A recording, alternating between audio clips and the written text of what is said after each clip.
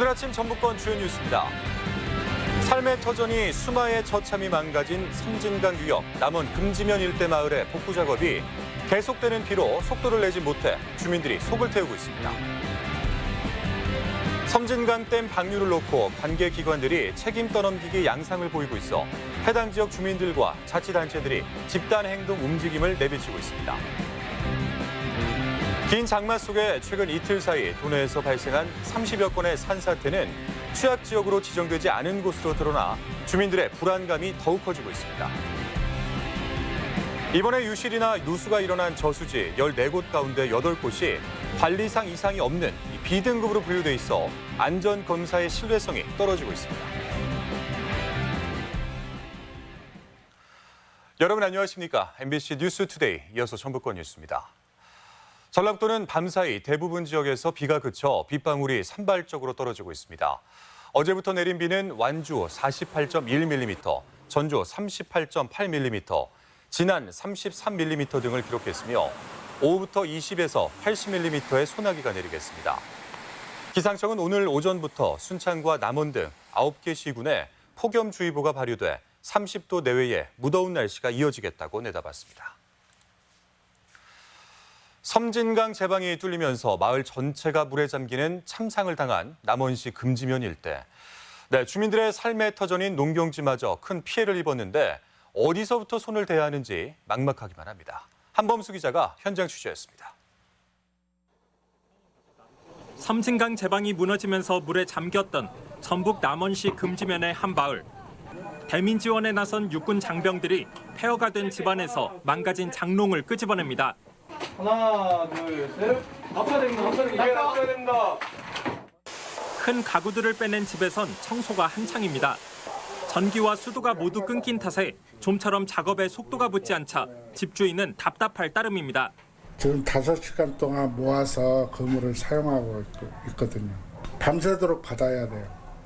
집으로 돌아온 노인은 그나마 물건 몇 개라도 건져보려고 흙투성이가 된 그릇들을 씻고 또 씻어봅니다. 약 같은 것도 담아놨는데 다 내보고 싶으면 그릇 다 내보자니. 아니 모르서 이제 빛이 나 걸릴 줄 알아. 전기가 심한 들어오더라네. 마을에선 더디게나마 피해 복구가 이뤄지고 있지만 농경지는 아직 손도 대지 못한 상태입니다. 진흙범벅이 된 농로에선 차량은 물론 사람 이동조차 쉽지 않습니다. 아예 길이 사라진 곳도 수두룩합니다. 도로 표면이 아예 뜯겨져 나갔고 이렇게 전봇대가 줄지어 쓰러져 있습니다. 벼는 심하게 기울었고 멀쩡한 비닐하우스는 단 한 채도 찾아볼 수 없습니다. 시설 내부에서 기르던 과일과 채소도 완전히 상품성을 잃었습니다. 여기는 수확을 앞둔 고추밭이었습니다. 거센 물살에 비닐은 모두 벗겨졌고 철골은 주저앉았습니다. 당장 숙식을 해결할 곳마저 사라진 주민들은 엉망이 된 농경지까지 신경 쓸 수 없는 상황. 태풍 장미와 함께 밤사이 쏟아진 비에 복구가 더디게 진행되면서 주민들의 속만 타들어가고 있습니다. 다 없어졌으니까 막막하죠. 평범한 일상을 기약할 수 없는 주민들은 정부와 시민들의 도움에 작은 희망을 걸고 있습니다. MBC 뉴스 한범수입니다. 결국 섬진댐 방류 논란이 주민들의 집단 행동으로까지 이어지고 있습니다. 이 갑작스러운 방류 확대는 사실상 물 관리 실패의 결과로 인재라는 것이 주민들의 주장인데요. 수자원공사는 기상 예측 실패는 인정하면서도 여전히 천재라는 의견입니다. 조수영 기자입니다. 지난 8일 집중호우에 섬진댐 문을 열어 2,000톤 가까이 물을 쏟아내 수몰 피해를 입힌 장본인으로 지목된 한국수자원공사. 피해 지역 기초의원들이 임실에 있는 섬진강지사를 항의 방문했습니다. 이에 대한 수자원공사는 각성하라! 공사 측은 여전히 천재지변이었다며 인재 논란에는 선을 긋습니다. 8월 7일 날 급작스럽게 강우가 400mm 이상이 오는 바람에 항상 멀쩡한 날은 가만 놔두고 비만 맞아가지고 넘치게 생기면 그때 같이 방류해가지고 이 물난리가 난다고. 취재진에 보낸 답변에서도 장마가 시작되기 전인 지난달 27일부터 방류를 지속하는 등 댐 수위 관리는 문제가 없었다는 입장. 하지만 충분히 대비했다던 시기에 장마가 잠시 주춤하던 이틀간 방류량을 초당 100톤대로 줄여버린 건 실책을 의심하게 됩니다. 강우가 많이 온다고 예상이 돼서 저희들이 방류량을 하루 상황이 지금 안 좋은데 막내버려서 우리만 살자고 막내버릴 수 있는 건 없는 거고. 그래서 댐운영 자체는 답이 없는 겁니다. 그렇다면 과거 재난위기가 닥치기 직전엔 댐 수위가 어떻게 관리되었을까? 지난달 말부터 섬진강댐 저수율은 80%대를 오가며 최대 편차가 20% 가까이로 들쭉날쭉했는데요. 지난 2003년 한반도를 강타한 태풍 매미 때와 비교해보면 그 차이가 화가 납니다. 섬진댐 수위에 영향을 주는 정읍과 임실에 이틀 동안 200mm 넘는 폭우가 쏟아진 지난 2011년 8월. 하루에 초당 1,500톤 가까운 빗물이 들어와 댐이 90% 넘게 차올랐지만 이번만큼 많은 물을 쏟아낼 필요가 없었습니다. 장마가 시작되기 전부터 저수율이 30%대로 낮았기 때문입니다. 결과적으로 올해 댐 수위가 잘못 설정됐던 건데 섬진댐은 농업용수 공급은 물론 전기도 만들고 홍수도 예방하는 다목적 댐이라 수위를 정할 때 이해관계가 복잡한 상황. 댐보 연계운영협의회라는 거 기본 정부 협의체라고 보시면 될 것 같습니다. 농어촌공사라든지 이제 수자원공사가 이제 거의 메인이 돼서 이제 댐 수위 운영에 대한 거를 매달 댐 수위를 논의하기 위해 협의체에 참여하는 농어촌공사는 가뭄 걱정을 앞세웠습니다. 5월 첫째 주인가 두 번째 주에 잠깐 한 번 오고 그 뒤로는 비가 하나도 안 왔어요. 물을 좀 담아놓을 필요는 있었다 이거죠, 그러니까? 그렇죠. 하지만 섬진댐은 농번기를 앞둔 지난 3월 저수량이 이미 3.2억 톤에 달해 지난해보다 1.5배 넘는 물을 확보해둔 상황. 없는 우려까지 만들어 면피하려던 기관 이기주의가 수위를 끌어올렸는지 의문인 대목입니다. 관계 기관마다 책임 공방도 뒤따를 것으로 보이는데 피해를 입은 자치단체장들 사이에선 집단 행동 움직임까지 있어 파장은 쉽게 누그러지지 않을 전망입니다. MBC 뉴스 조수영입니다. 섬진댐과 용담댐의 수위 관리와 방류량 조절을 두고 논란이 계속되는 가운데 도의회에 관련 특위 구성이 차질을 빚고 있습니다. 남원, 임실, 순창 등 섬진댐 수계 지역과 무주 등 용담댐 수계 지역 도의원들은 댐 수위 조절에 실패한 수자원공사가 방류량을 갑자기 늘려 피해를 키웠는지 여부를 가리기 위한 특위 구성이 필요하다는 입장입니다. 하지만 특위를 구성하기 위해서는 도의회 운영위원회 안건 상정이 필요한데 현재 도의회가 8월 한 달간 휴회 중이어서 자칫 시기를 놓치지 않을지 우려가 제기되고 있습니다. 이번 집중호우로 일선 학교 건물에 누수나 파손이 발생해 수업 차질이 우려되고 있습니다. 전라북도 교육청에 따르면 전주와 남원, 임실 등 12개 지역 42개 유치원과 초중고교에서 누수나 침수, 토사 유출 등의 피해가 나 긴급 복구 작업이 실시됐습니다. 하지만 이 같은 학교의 3분의 2는 아직 방학을 하지 않아 정상적인 수업을 하기가 어려운 상황을 맞고 있습니다. 네, 장마에 이어서 태풍까지 지나가면서 우려했던 산사태가 현실화하고 있습니다. 돌이킬 수 없는 인명사고를 부른 데다 이재민들은 돌아갈 기약조차 할 수 없는데요. 지자체에서는 취약 지역을 지정하고 있긴 한데 대부분 관리 지역이 아닌 곳에서 발생해 불안감을 키우고 있습니다. 허현호 기자입니다. 장수 번안면의 한 도로. 30m가 넘는 높이의 가파른 사면에서 250여 톤의 토사가 무너져 도로를 덮쳤습니다. 집채만한 바위들이 도로 위에 떨어져 나뒹굴고 나무들은 힘없이 꺾인 채 뿌리까지 드러났습니다. 불안한 면도 좀 있죠.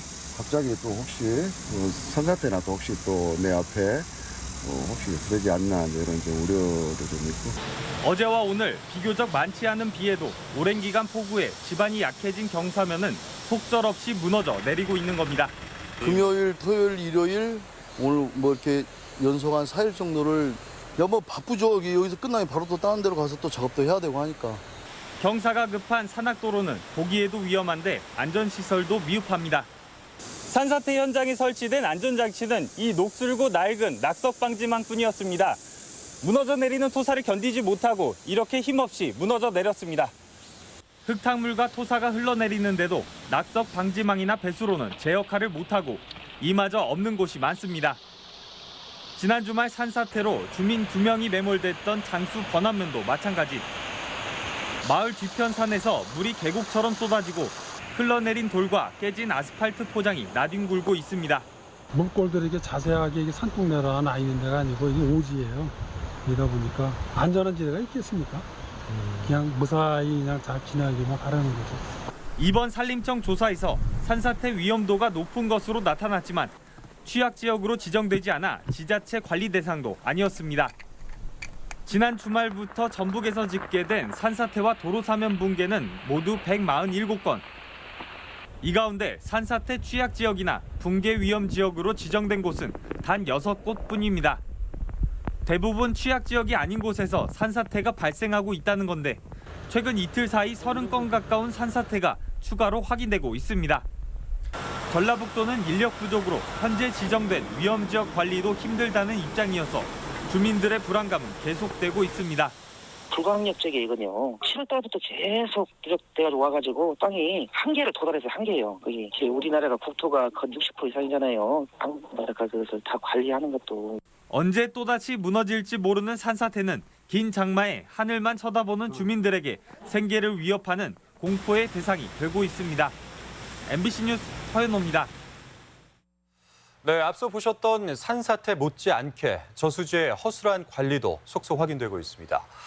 이번 비로 도내 저수지 20곳이 파손됐는데 절반 이상이 비교적 안전하다는 안전등급 B등급 이상이었습니다. 한 달여 전에도 같은 일로 논란이 컸는데 관리에 근본적인 문제가 있다는 말이 나오고 있습니다. 유리용 기자입니다. 순창군 금과면의 한 저수지입니다.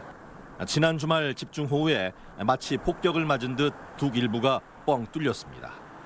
물이 휩쓸고 간 논에는 바윗돌과 자갈만 한가득입니다. 후배가 안 터지는 것이 망정이지. 아래측까지 겸해서 터져버렸더라면 완전히 채 터져버렸으면 문제가 더 심각했죠.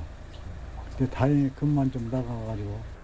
주변의 다른 저수지도 폭우에 군데군데 둑이 쓸려 나갔고 커다란 물구멍이 생겼습니다.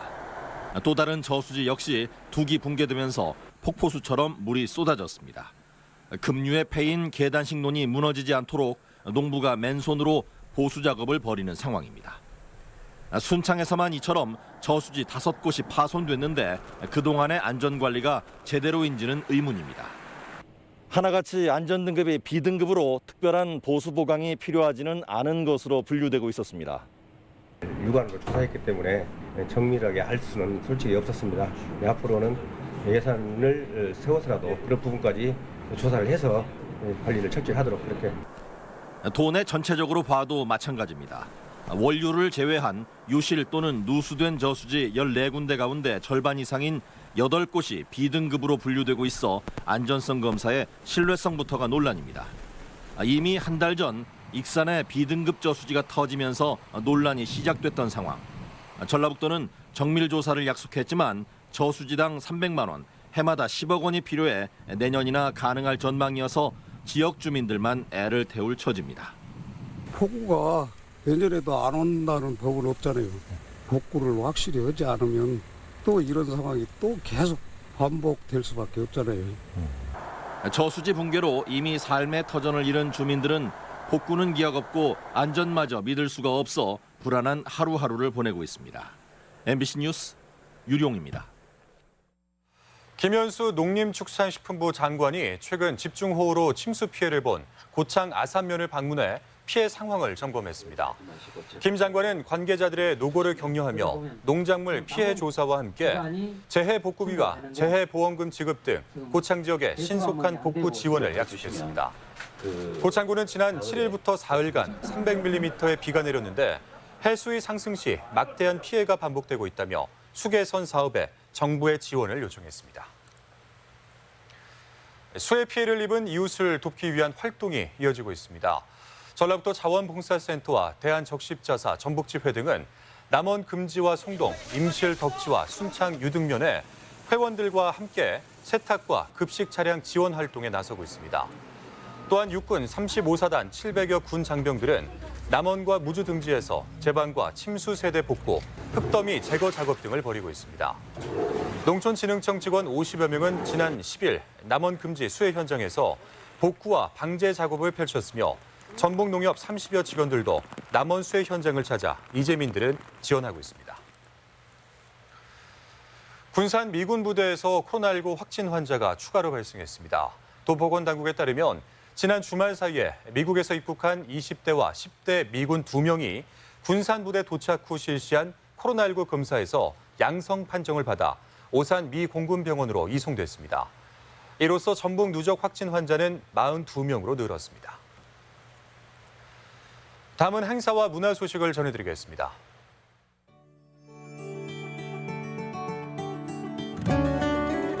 네 개 학교가 참여하는 전북 청소년 연극제가 오늘부터 나흘간 우진 문화공간에서 비대면으로 열립니다. 모던 판소리가 내일 한국소리문화의 전당에서 위안부의 슬픈 기억을 되새기는 창작 음악극 꽃 찾으러 왔단다를 무대에 올립니다. 김계형 개인전 아름다운 시선 전시가 오는 16일까지 교동미술관에서 열립니다. 전북 도립미술관에서 전북미술협회 40회 기념 초대전이 열리고 있습니다. 전주 한옥마을의 마당놀이 용을 쫓는 사냥꾼이 10월 10일까지 매주 토요일 전주 한벽문화관 야외 공연장에서 공연됩니다.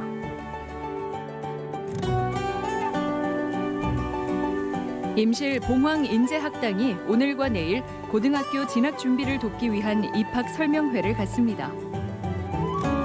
군산시가 내일부터 4일간 월명동 성당 인근 여미랑 거리에서 사회적 경제 상생 마당을 진행합니다. 체험과 놀이를 통해 직업을 체험할 수 있는 키자니아 고가 오는 15일부터 4일간 익산 보석박물관에서 운영됩니다. 전주미술관에서 진행한 클래스 결과물과 지역에서 활동하는 작가들의 작품을 판매하는 곰비 인비 마켓 행사가 오는 14일 풍남문 주차장에서 열립니다. 전주시는 오늘부터 전주 미래유산 시민 공모를 실시합니다.